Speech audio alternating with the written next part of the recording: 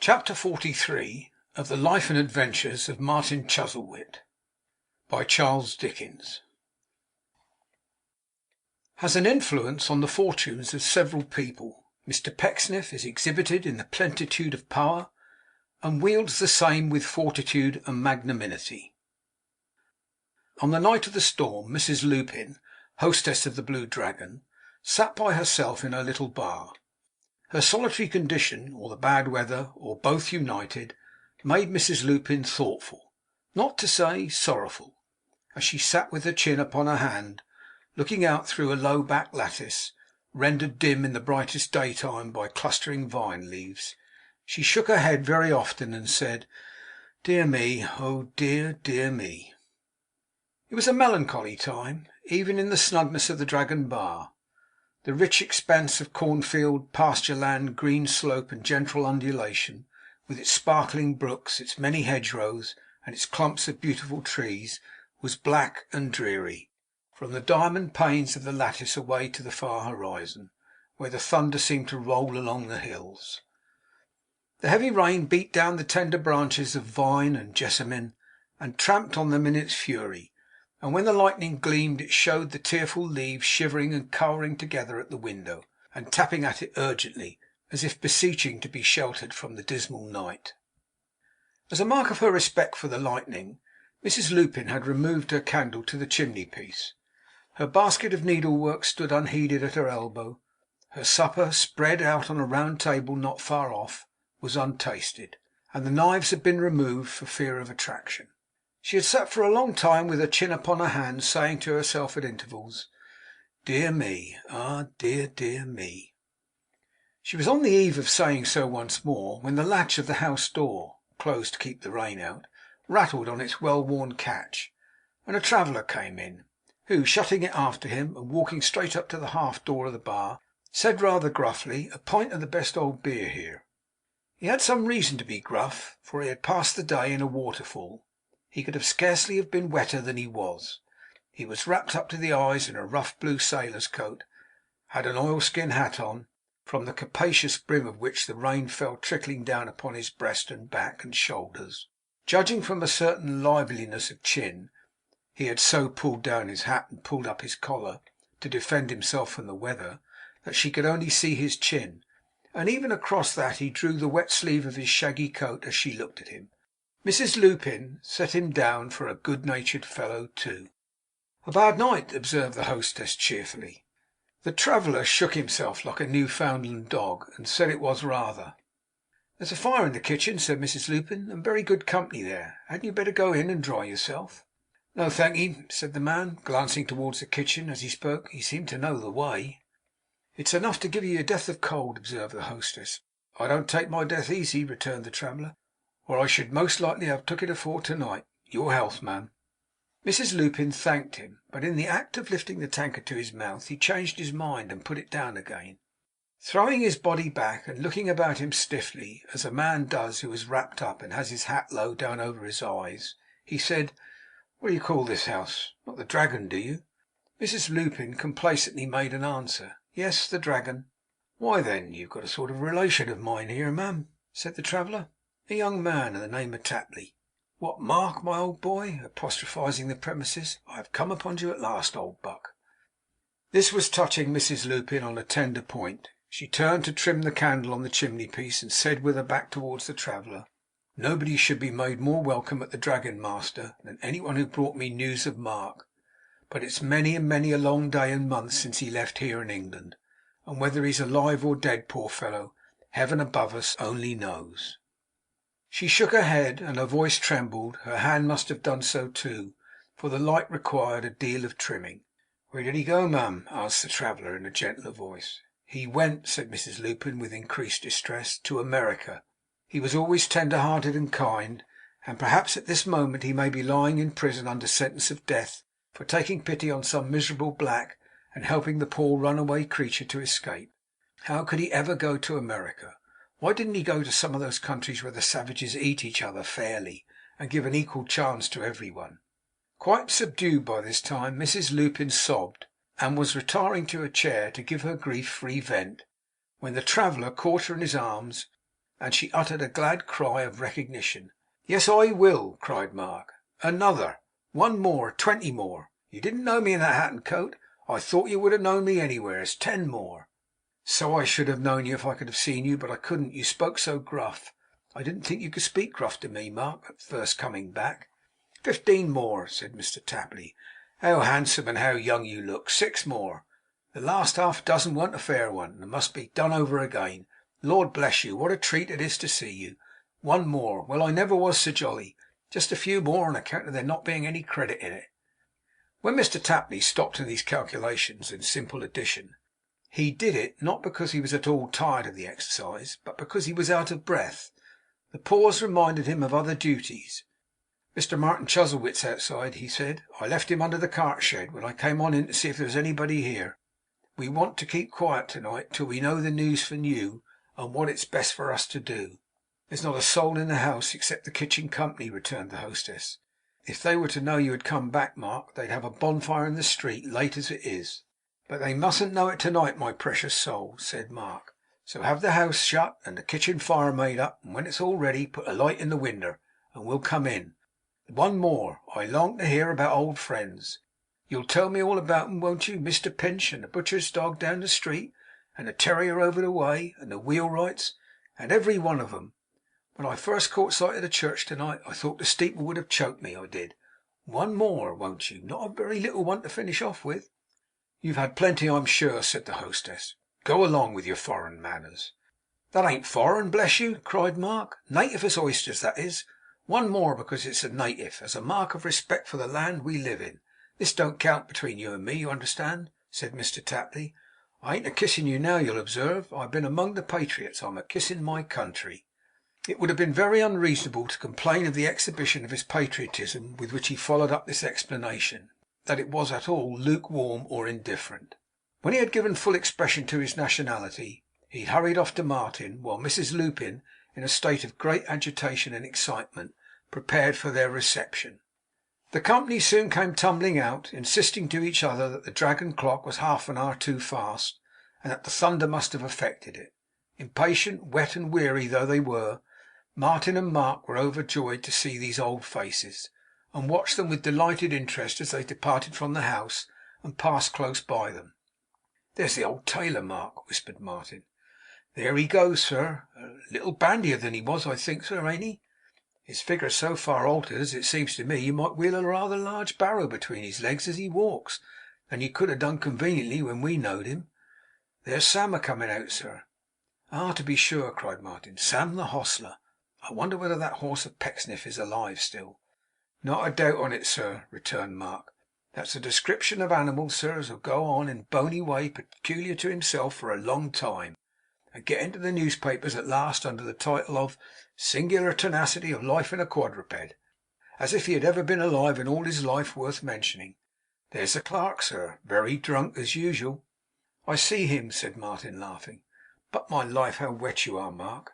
'I am! What do you consider yourself, sir?' 'Oh, not half as bad,' said his fellow traveller with an air of great vexation. 'I told you not to keep on the windy side, Mark, but to let us change and change about. The rain has been beating on you ever since it began.' 'You don't know how it pleases me, sir,' said Mark, after a short silence, 'if I may make so bold as to say so, to hear you a going on in there, that uncommon considerate way of yours, which I don't mean to attend to, never, but which, ever since that time when I was floored in Eden, you have showed.' 'Ah, Mark!' sighed Martin. 'The less we say of that the better. Do I see a light yonder?' 'That's a light!' cried Mark. 'Lord bless her, what briskness she possesses! Now for it, sir. Neat wines, good beds, and first rate entertainment for man or beast.' The kitchen fire burnt clear and red. The table was spread out, the kettle boiled, the slippers were there, the boot jack too. Sheets of ham were there, cooking on the gridiron. Half a dozen eggs were there, poaching in the frying pan. A plethoric cherry brandy bottle was there, winking at a foaming jug of beer upon the table. Rare provisions were there, dangling from the rafters, as if you only had to open your mouth, and something exquisitely ripe and good would be glad of the excuse for tumbling into it. Mrs Lupin, who for their sakes had dislodged the very cook, high priestess of the temple, with her own genial hands, was dressing their repast. It was impossible to help it. A ghost must have hugged her. The Atlantic Ocean and the Red Sea being in that respect all one, Martin hugged her instantly. Mr Tapley, as if the idea were quite novel and had never occurred to him before, followed with much gravity on the same side. Little did I ever think, said Mrs Lupin, adjusting her cap and laughing heartily, yes, and blushing too, often as I have said that Mr Pecksniff's young gentlemen were the life and soul of the Dragon, and that without them it would be too dull to live in. Little did I ever think, I am sure, that any one of them would ever make so free as you, Mr Martin, and still less that I shouldn't be angry with him, but should be glad with all my heart to be the first to welcome him home from America, with Mark Tapley for his friend, Mrs Lupin,' interposed Martin. 'For his friend,' said the hostess, evidently gratified by this distinction, but at the same time admonishing Mr Tapley with a fork to remain at a respectful distance.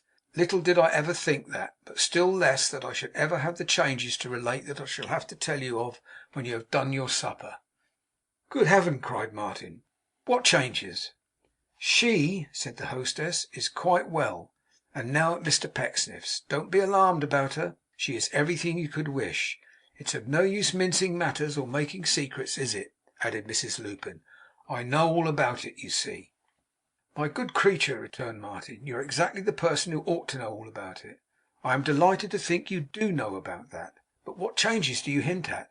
Has any death occurred?' 'No, no,' said the hostess, 'not as bad as that. But I declare now that I will not be drawn into saying another word till you have had your supper. If you ask me 50 questions in the meantime, I won't answer one.' She was so positive that there was nothing for it but to get the supper over as quickly as possible; and as they had been walking a great many miles, and had fasted since the middle of the day, they did no great violence to their own inclinations in falling on it tooth and nail.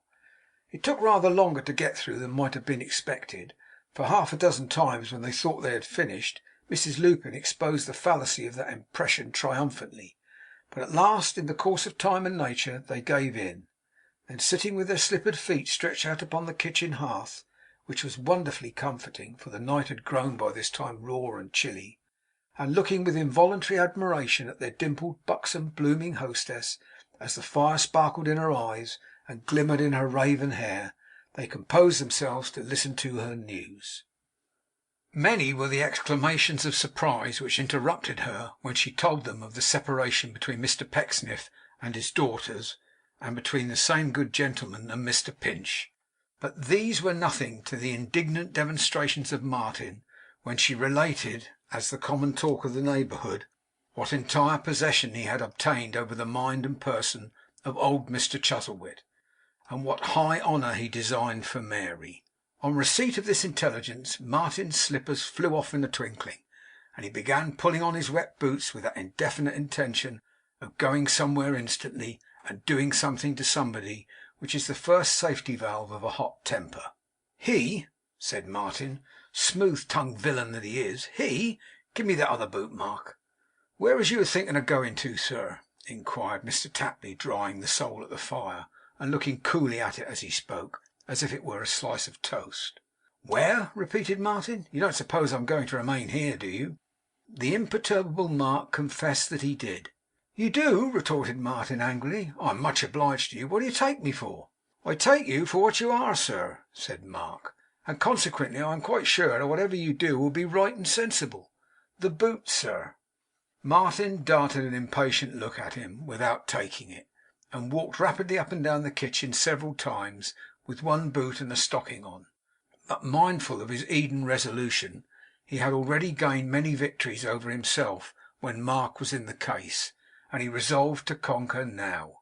So he came back to the boot jack, laid his hand on Mark's shoulder to steady himself, pulled the boot off, picked up his slippers, put them on, and sat down again. He could not help thrusting his hands into the very bottom of his pockets, and muttering at intervals, 'Pecksniff too, that fellow! 'Pon my soul, indeed, what next?' and so forth. Nor could he help occasionally shaking his fist at the chimney, with a very threatening countenance. But this did not last long, and he heard Mrs Lupin out, if not with composure, at all events in silence. 'As to Mr Pecksniff himself,' observed the hostess in conclusion, spreading out the skirts of her gown with both hands, and nodding her head a great many times as she did so, 'I don't know what to say. Somebody must have poisoned his mind, or influenced him in some extraordinary way. I cannot believe that such a noble spoken gentleman would go and do wrong of his own accord. A noble spoken gentleman! How many people are there in the world who, for no better reason, uphold their Pecksniffs to the last, and abandon virtuous men when Pecksniffs breathe upon them! As to Mr Pinch, pursued the landlady, if ever there was a clear, good, pleasant, worthy soul alive, Pinch and no other is his name. But how do we know that old Mr Chuzzlewit himself was not the cause of difference arising between him and Mr Pecksniff? No one but themselves can tell. For Mr Pinch has a proud spirit, though he has such a quiet way; and when he left us, and was so sorry to go, he scorned to make his story good, even to me.' 'Poor old Tom!' said Martin, in a tone that sounded like remorse. 'It's a comfort to know,' resumed the landlady, 'that he has his sister living with him, and is doing well. Only yesterday he sent me back by post a little,' here the colour came into her cheeks, 'a little trifle I was bold enough to lend him when he went away, saying, with many thanks, that he had good employment and didn't want it. It was the same note. He hadn't broken it. I never thought I could have been so little pleased to see a bank note come back to me as I was to see that.' 'Kindly said, and heartily,' said Martin. 'Is it not, Mark?' 'She can't say anything as does not possess them qualities,' returned Mr Tapley, 'which as much belongs to the Dragon as its licence. And now that we've got quite cool and fresh to the subject again, sir, what will you do? If you're not proud, and can make up your mind to go through with what you spoke of coming along, that's the course for you to take. If you started wrong with your grandfather, which you'll excuse my taking the liberty of saying appears to have been the case, up with you, sir, and tell him so, and make an appeal to his affections. Don't stand out. He's a great deal older than you, and if he was hasty, you was hasty too. Give way, sir, give way.' The eloquence of Mr Tapley was not without its effect on Martin, but still he hesitated, and expressed his reason thus: 'That's all very true, and perfectly correct, Mark; and if it were a mere question of humbling myself before him, I would not consider it twice. But don't you see that being wholly under this hypocrite's government, and having, if what we hear to be true, no mind or will of his own, I throw myself, in fact, not at his feet, but at the feet of Mr Pecksniff.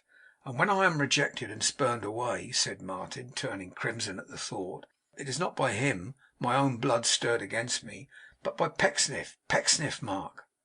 'Well, but we know beforehand,' returned the politic Mr Tapley, 'that Pecksniff is a vagabond, a scoundrel, and a villain.'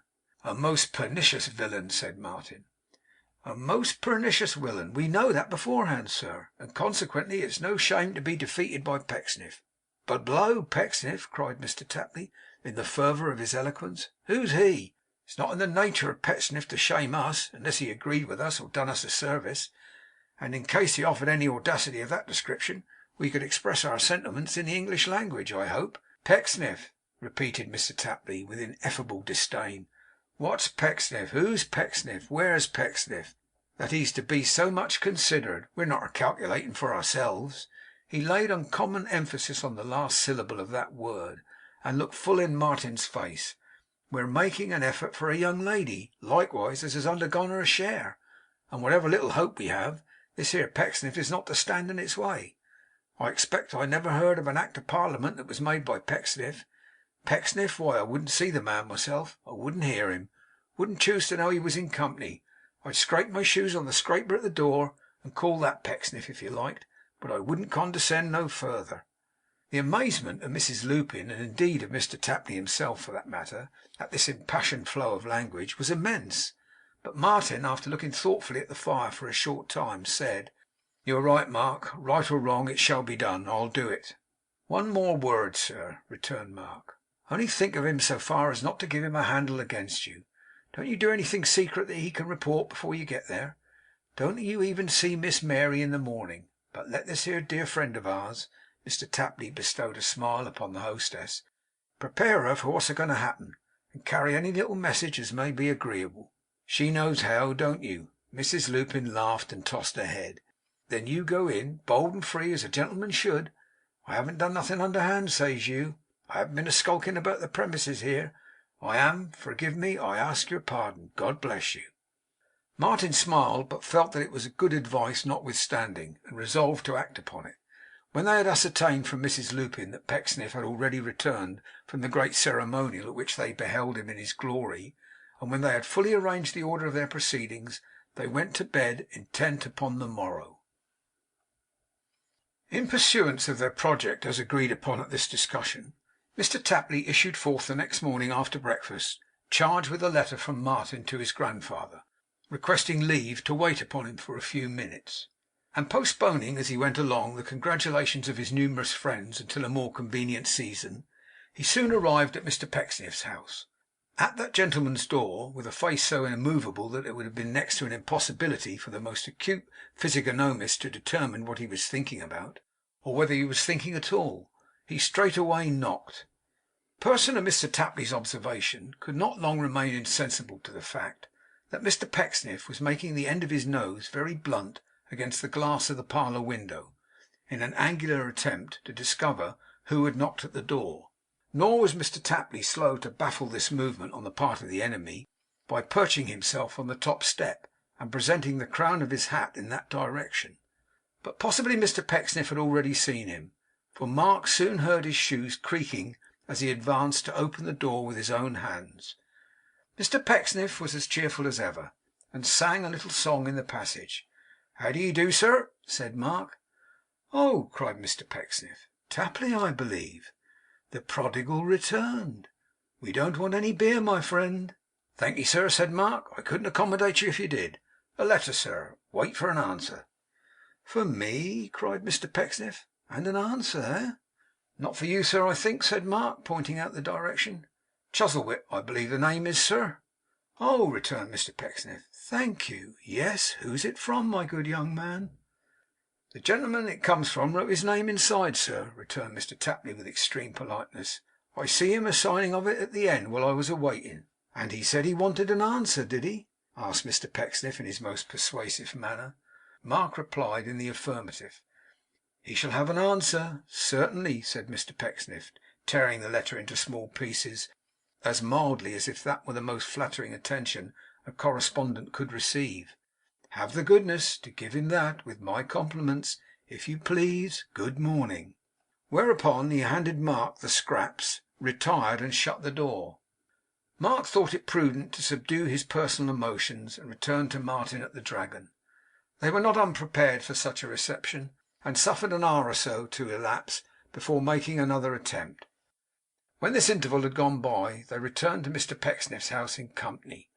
Martin knocked this time, while Mr Tapley prepared himself to keep the door open with his foot and shoulder when anybody came, and by that means secure an enforced parley. But this precaution was needless, for the servant girl appeared almost immediately. Brushing quickly past her, as he had resolved in such a case to do, Martin, closely followed by his faithful ally, opened the door of that parlour in which he knew a visitor was most likely to be found, passed at once into the room, and stood without a word of notice or announcement in the presence of his grandfather. Mr Pecksniff also was in the room, and Mary. In the swift instant of their mutual recognition, Martin saw the old man droop his grey head and hide his face in his hands. It smote him to the heart. In his most selfish and most careless day, this lingering remnant of the old man's ancient love, this buttress of a ruined tower he had built up in the time gone by with so much pride and hope, would have caused a pang in Martin's heart. But now, changed for the better in his worst respect, looking through an altered medium on his former friend, the guardian of his childhood, so broken and bowed down, resentment, sullenness, self-confidence, and pride were all swept away before the starting tears upon the withered cheeks. He could not bear to see them. He could not bear to think they fell at sight of him. He could not bear to view reflected in them the reproachful and irrevocable past. He hurriedly advanced to seize the old man's hand in his, when Mr Pecksniff interposed himself between them. 'No, young man,' said Mr Pecksniff, striking himself upon the breast, and stretching out his other arm towards his guest as if it were a wing to shelter him. 'No, sir. None of that. Strike here, sir.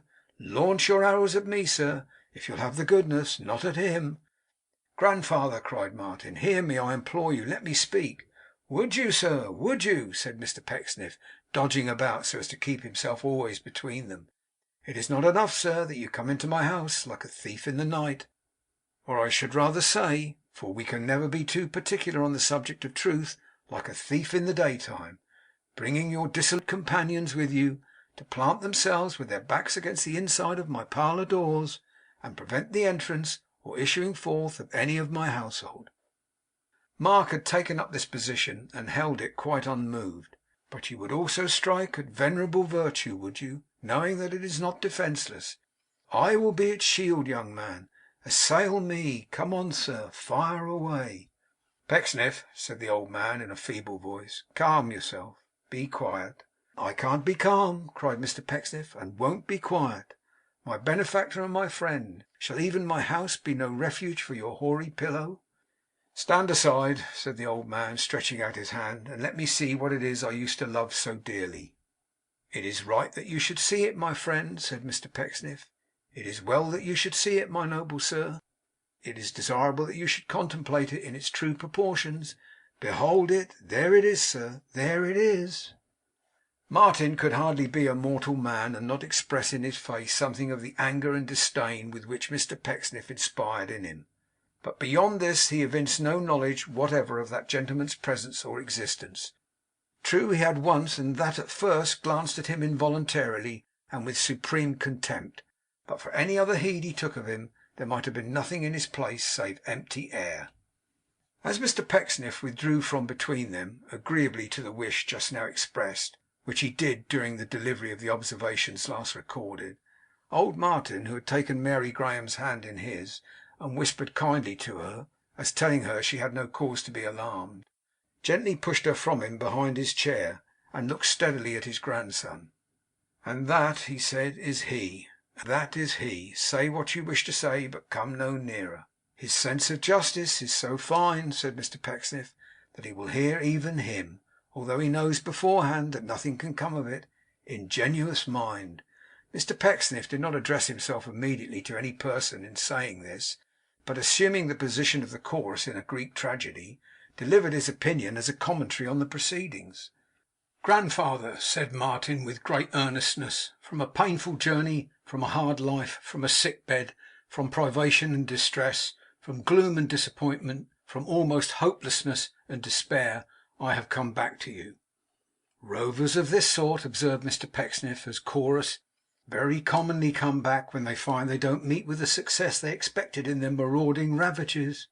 But for this faithful man,' said Martin, turning towards Mark, 'whom I first knew in this place, and who went away with me voluntarily as a servant, but has been throughout my zealous and devoted friend, but for him I must have died abroad, far from home, far from any help or consolation, far from the probability even of my wretched fate being ever known to any one who cared to hear it. Oh, that you would let me say, of it being known to you!' The old man looked at Mr Pecksniff. Mr Pecksniff looked at him.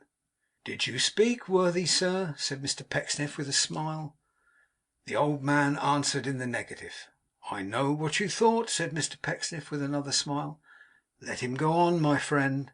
The development of self-interest in the human mind is always a curious study. Let him go on, sir.' 'Go on,' observed the old man, in a mechanical obedience, it appeared, to Mr Pecksniff's suggestion. 'I have been so wretched and so poor,' said Martin, 'that I am indebted to the charitable help of a stranger, in a land of strangers, for the means of returning here. All this tells against me in your mind, I know. I have given you cause to think I have been driven here wholly by want, and I have not been led on in any degree by affection or regret. When I parted from you, grandfather, I deserved that suspicion, but I do not now. I do not now.' The chorus put its hand in its waistcoat and smiled. 'Let him go on, my worthy sir,' it said. 'I know what you are thinking of, but don't express it prematurely.' Old Martin raised his eyes to Mr Pecksniff's face, and appearing to derive renewed instruction from his looks and words, said once again, 'Go on.' 'I have little more to say,' returned Martin, 'and as I say it now with little or no hope, grandfather, whatever dawn of hope I had on entering the room, believe it to be true.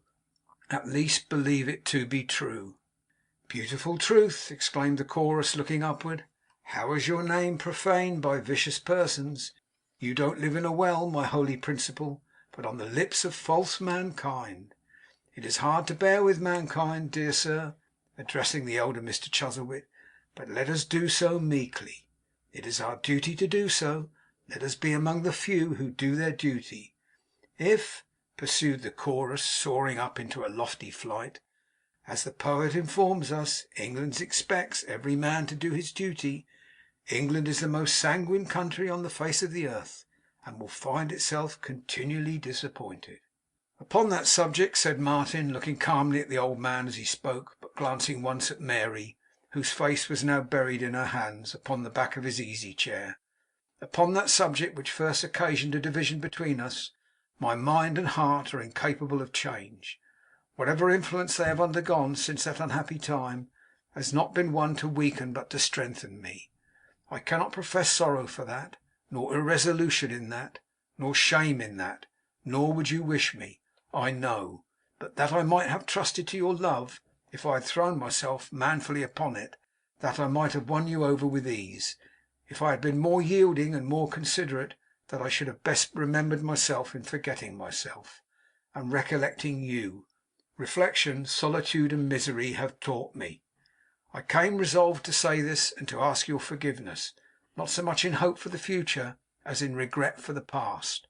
For all that I would ask of you is, that you would aid me to live. Help me get honest work to do, and I would do it. My condition places me at the disadvantage of seeming to have only my selfish ends to serve. But try if that be so or not. Try if I be self-willed, obdurate, and haughty, as I was, or have been disciplined in a rough school. Let the voice of nature and association plead between us, grandfather, and do not, for one fault, however thankless, quite reject me.' As he ceased, the grey head of the old man drooped again, and he concealed his face behind his outspread fingers. 'My dear sir,' cried Mr Pecksniff, bending over him, 'you must not give way to this. It is very natural and very amiable, but you must not allow the shameless conduct of one whom you long ago cast off, to move you so far. Rouse yourself. Think,' said Pecksniff. 'Think of me, my friend.' 'I will,' returned old Martin, looking up into his face. 'You recall me to myself. I will.' 'Why, what?' said Mr Pecksniff, sitting down beside him in a chair which he drew up for the purpose, and tapping him playfully on the arm. 'What is the matter with my strong-minded compatriot, if I may venture to take the liberty of calling him that, by that endearing expression? Shall I have to scold my coadjutor, or to reason with an intellect like this? I think not.' 'No, no, there is no occasion,' said the old man. 'A momentary feeling, nothing more.' 'Indignation,' observed Mr Pecksniff, 'will bring the scalding tear into the honest eye, I know.' He wiped his own elaborately. 'But we have highest duties to perform than that. Rouse yourself, Mr Chuzzlewit. Shall I give expression to your thoughts, my friend?'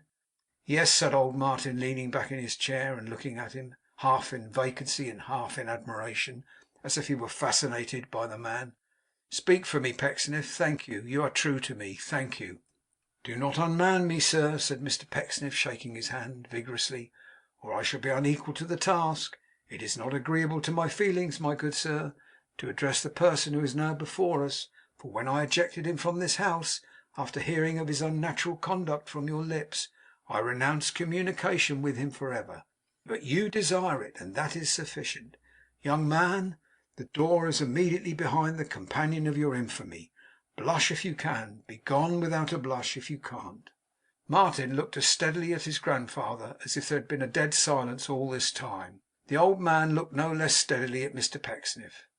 'When I ordered you to leave this house, upon the last occasion of your being dismissed from it with disgrace,' said Mr Pecksniff, 'when stung and stimulated beyond endurance by your shameless conduct to this extraordinarily noble-minded individual, I exclaimed, "Go forth!" I told you that I wept for your depravity.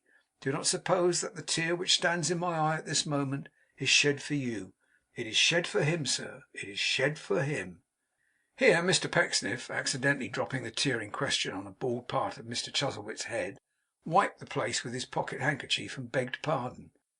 'It is shed for him, sir, whom you seek to make the victim of your arts,' said Mr Pecksniff, 'whom you seek to plunder, to deceive, and to mislead. It is shed in sympathy with him, and admiration of him; not in pity for him, for happily he knows what you are. You shall not wrong him further, sir, in any way,' said Mr Pecksniff, quite transported with enthusiasm. 'While I have life, you may bestride my senseless corpse, sir. That is very likely. I can imagine a mind like yours deriving great satisfaction from any measure of that kind. But while I continue to be called upon to exist, sir, you must strike at him through me.' 'Or,' said Mr Pecksniff, shaking his head at Martin with indignant jocularity, 'and in such a cause you will find me, my young sir, an ugly customer.' Still Martin looked steadily and mildly at his grandfather. 'Will you give me no answer?' he said at length. 'Not a word?' 'You hear what has been said,' replied the old man, without averting his eyes from the face of Mr Pecksniff, who nodded encouragingly. 'I have not heard your voice. I have not heard your spirit,' returned Martin. 'Tell him again,' said the old man, still gazing up in Mr Pecksniff's face. 'I only hear,' replied Martin, strong in his purpose from the first, and stronger in it as he felt how Pecksniff winced and shrunk beneath his contempt. 'I only hear what you say to me, grandfather.'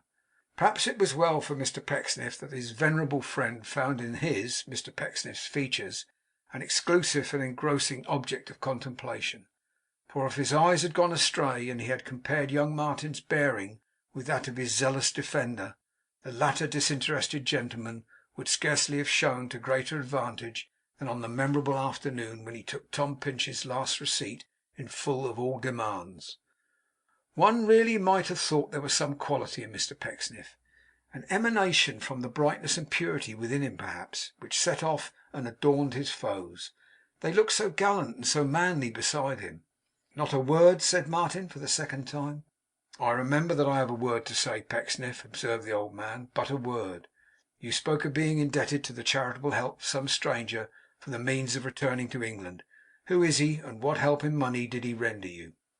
Although he asked this question of Martin, he did not look upwards towards him, but kept his eyes on Mr Pecksniff as before. It appeared to have become a habit with him, both in a literal and a figurative sense, to look to Mr Pecksniff alone. Martin took out his pencil, tore a leaf from his pocket book, and hastily wrote down the particulars of his debt to Mr Bevan. The old man stretched out his hand for the paper and took it, but his eyes did not wander from Mr Pecksniff's face. 'It would be a poor pride and a false humility,' said Martin in a low voice, 'to say I do not wish that to be paid, or that I have any present hope of being able to pay it. But I never felt my poverty so deeply as I feel it now.' 'Read it to me, Pecksniff,' said the old man. Mr Pecksniff, after approaching the perusal of the paper as if it were a manuscript confession of a murder, complied. 'I think, Pecksniff,' said the old man, 'I could wish that to be discharged. I should not like the lender, who was abroad, who had no opportunity of making inquiry, and who did, as he thought, a kind action, to suffer.' 'An honourable sentiment, my dear sir. Your own entirely. But a dangerous precedent,' said Mr Pecksniff. 'Permit me to suggest ' 'It shall not be a precedent,' returned the old man. 'It is the only recognition of him. But we will talk of it again. You shall advise me. There is nothing else?' 'Nothing else,' said Mr Pecksniff buoyantly, 'but for you to recover this intrusion, this cowardly and indefensible outrage on your feelings, with all possible dispatch, and smile again.' 'You have nothing more to say?' inquired the old man, laying his hand with unusual earnestness on Mr Pecksniff's sleeve. Mr Pecksniff would not say what rose to his lips, for reproaches, he observed, were useless. 'You have nothing at all to urge? You are sure of that? If you have, no matter what it is, speak freely. I will oppose nothing that you ask of me,' said the old man. Tears rose in such abundance to Mr Pecksniff's eyes at this proof of unlimited confidence on the part of his friend, that he was fain to clasp the bridge of his nose convulsively before he could at all compose himself. When he had the power of utterance again, he said with great emotion that he hoped he should live to deserve this, and added that he had no other observation whatever to make. For a few moments the old man sat looking at him, with that blank and motionless expression which is not uncommon in the faces of those whose faculties are on the wane in age. But he rose up firmly too, and walked towards the door, from which Mark withdrew to make way for him. The obsequious Mr Pecksniff proffered his arm. The old man took it. Turning at the door, he said to Martin, waving him off with his hand, 'You have heard him. Go away. It is all over. Go.' Mr Pecksniff murmured certain cheering expressions of sympathy and encouragement as they retired, And Martin, awakening from the stupor into which the closing portion of this scene had plunged him, to the opportunity afforded by their departure, caught the innocent cause all in his embrace, and pressed her to his heart. 'Dear girl,' said Martin, 'he has not changed you. Why, what an impotent and harmless knave the fellow is! You have restrained yourself so nobly, you have borne so much.' 'Restrained myself!' cried Martin cheerfully. 'You were by, and you were unchanged, I knew. What more advantage did I want? The sight of me was such a bitterness to the dog, that I had my triumph in his being forced to endure it. But tell me, my love, for the few hasty words we can exchange now are precious, what is this which has been rumoured to me? Is it true that you are persecuted by this knave's addresses?' 'I was, dear Martin, and to some extent I am now. But my chief source of unhappiness has been anxiety for you. Why did you leave us in such terrible suspense?' 'Sickness, distance, the dread of hinting at our real condition, the impossibility of concealing it except in perfect silence, the knowledge that the truth would have pained you infinitely more than uncertainty and doubt,' said Martin hurriedly, as indeed everything else was done and said in those few hurried moments, 'were the causes of my writing only once. But, Pecksniff, you needn't fear to tell me the whole tale, for you saw me with him face to face, hearing him speak, and not taking him by the throat. What is the history of his pursuit of you? Is it known to my grandfather?' 'Yes.' 'And he assists him in it?' 'No,' she answered eagerly. 'Thank Heaven!' cried Martin. 'That leaves his mind unclouded in that one respect.' 'I do not think,' said Mary, 'it was known to him at first. When this man had sufficiently prepared his mind, he revealed it to him by degrees. I think so, but I only know it from my own impression, not from anything they told me. Then he spoke to me alone.' 'My grandfather did?' said Martin. 'Yes, spoke to me alone, and told me ' 'What the hound had said!' cried Martin. 'Don't repeat it.' 'And I said I knew well what qualities he possessed; that he was moderately rich, in good repute, and high in his favour and confidence. But seeing me very much distressed, he said that he would not control or force my inclinations, but would content himself with telling me the fact. He would not pain me by dwelling on it, or reverting to it, nor has he ever done so since, but has truly kept his word.' 'The man himself?' asked Martin. 'He has had few opportunities of pursuing his suit. I have never walked out alone, or remained alone an instant in his presence. Dear Martin, I must tell you,' she continued, 'that the kindness of your grandfather to me remains unchanged. I am his companion still; and indescribable tenderness and compassion seem to have mingled themselves with his old regard. And if I were his only child, I could not have a gentler father. What former fancy or old habit survives in this when his heart has turned so cold to you, is a mystery I cannot penetrate. But it has been, and it is, a happiness to me that I remain true to him; that if he should wake from his delusion, even at the point of death, I am here, love to recall to you in his thoughts.' Martin looked with admiration on her glowing face, and pressed his lips to hers. 'I have sometimes heard and read,' she said, 'that those whose powers had been enfeebled long ago, and whose lives had faded, as it were, into a dream, have been known to rouse themselves before death, and inquire for familiar faces once very dear to them, but forgotten, unrecognized, hated even in the meantime. Think, if with his old impressions of this man he should suddenly resume his former self, and find in him his only friend.' 'I would not urge you to abandon him, dearest,' said Martin, 'though I could count the years we are to wear out asunder.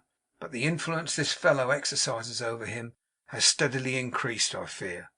She could not help admitting that. Steadily, imperceptibly, and surely, until it was paramount and supreme. She herself had none, and yet he treated her with more affection than at any previous time. Martin thought the inconsistency a part of his weakness and decay. 'Does the influence extend to fear?' said Martin. 'Is he timid of asserting his own opinion in the presence of this infatuation? I fancied so just now.' 'I have thought so often when we are sitting alone, almost as we used to do, and I have been reading a favourite book to him, or he has been talking quite cheerfully. I have observed that the entrance of Mr Pecksniff has changed his whole demeanour. He has broken off immediately, and become what you have seen to day. When we first came here, he had his impetuous outbreaks, in which it was not easy for Mr Pecksniff, with his utmost plausibility, to appease him. But these have long since dwindled away. He defers to him in everything, and has no opinion upon any question but that which is forced upon him by this treacherous man.' Such was the account, rapidly furnished in whispers, and interrupted, brief as it was, by many false alarms of Mr Pecksniff's return, which Martin received of his grandfather's decline, and of that good gentleman's ascendancy. He heard of Tom Pinch too, and Jonas too, with not a little about himself into the bargain. For though lovers are remarkable for leaving a great deal unsaid on all occasions, and very properly desiring to come back and say it, they are remarkable also for a wonderful power of condensation, and can, in one way or other, give utterance to more language, eloquent language, in any given short space of time, than all the 658 members in the Commons House of Parliament of the United Kingdom of Great Britain and Ireland, who are strong lovers, no doubt, but of their country only, which makes all the difference; for in a passion of that kind, which is not always returned, it is the custom to use as many words as possible, and express nothing whatever. A caution from Mr Tapley, a hasty interchange of farewells, and of something else which the proverb says must not be told of afterwards; a white hand held out to Mr Tapley himself, which he kissed with the devotion of a knight errant; more farewells, more something else's; a parting word from Martin that he would write from London, and would do great things there yet, Heaven knows what, but he quite believed it; and Mark and he stood on the outside of the Pecksniffian halls. 'A short interview after such an absence,' said Martin sorrowfully. 'But we are well out of the house. We might have placed ourselves in a false position by remaining there, even so long, Mark.' 'I don't know about ourselves, sir,' he returned, 'but somebody else would have got into a false position if he'd happened to come back again while we was there. I had the door all ready, sir. If Pecksniff had showed his head, or I had only so much as listened behind it, I would have caught him like a walnut. He's the sort of man,' added Mr Tapley, musing, 'as would squeeze soft, I know.' A person who was evidently going to Mr Pecksniff's house passed them at this moment. He raised his eyes at the mention of the architect's name, and when he had gone on a few yards, stopped and gazed at them. Mr Tapley also looked over his shoulder, and so did Martin; for the stranger, as he passed, had looked very sharply at them. 'Who may that be, I wonder?' said Martin. 'The face seems familiar to me, but I don't know the man.' 'He seems to have an amiable desire that his face should be tolerable familiar to us,' said Mr Tapley, 'for he's a staring pretty hard. He'd better not waste his beauty, for he ain't got much to spare.' Coming in sight of the Dragon, they saw a travelling carriage at the door. 'And a Salisbury carriage, said Mr Tapley. 'That's what he came in, depend upon it. What's in the wind now? A new pupil, I shouldn't wonder. Perhaps it's an order for another grammar school, of the same pattern as the last.' Before they could enter the door, Mrs Lupin came running out, and beckoning them to the carriage, showed them a portmanteau with the name of Chuzzlewit upon it. 'Miss Pecksniff's husband, that was,' said the good woman to Martin. 'I didn't know what terms you might be on, and was quite in a worry till you come back.' 'He and I have never interchanged a word yet,' observed Martin, 'and as I have no wish to be better or worse acquainted with him, I will not put myself in his way. We passed him on the road. I have no doubt I am glad he timed his coming as he did. Upon my word, Miss Pecksniff's husband travels gaily.' 'A very fine looking gentleman with him, in the best room now,' whispered Mrs Lupin, glancing up at the window as they went into the house. 'He has ordered everything that can be got for dinner, and has the glossiest moustaches and whiskers you ever saw.' 'Has he?' cried Martin. 'Why, then we'll endeavour to avoid him too, in the hope that our self denial may be strong enough for the sacrifice.' 'It is only for a few hours,' said Martin, dropping wearily into a chair behind the little screen in the bar. 'Our visit has met with no success, my dear Mrs Lupin, and I must go to London.' 'Dear, dear!' cried the hostess. 'Yes, one foul wind no more makes a winter than one swallow makes a summer. I'll try it again. Tom Pinch has succeeded. With his advice to guide me, I may do the same. I took Tom under my protection once, God save the mark,' said Martin with a melancholy smile, 'and promised I would make his fortune. Perhaps Tom will take me under HIS protection now, and teach me how to earn my bread. Chapter 43